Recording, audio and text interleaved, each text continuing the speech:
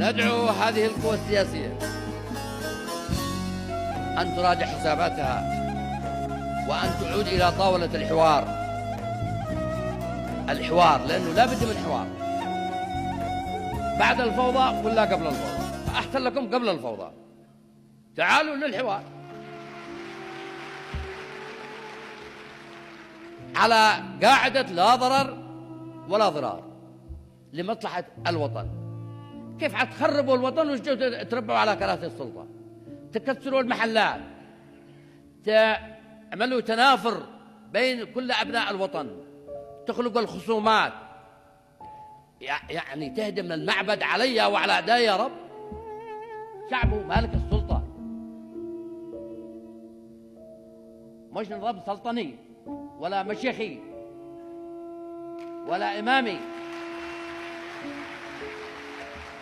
هذا نظام ديمقراطي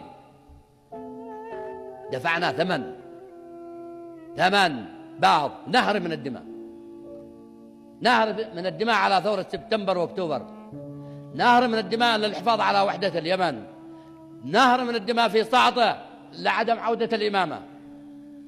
نحن بلد تعددي سياسي، رأي سليم، مش بذاءة، مش وقاحة، عبر وسائل الإعلام، عبر الإنترنت، عبر التلفونات، وقاحة، قلة أدب.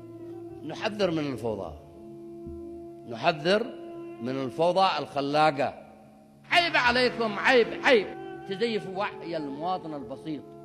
مشروعهم للعلم يا شباب، يا قادة، يا مناضلين، مشروعهم هم يريدوا سلطة ويضحوا بالبسطاء بعامة الناس.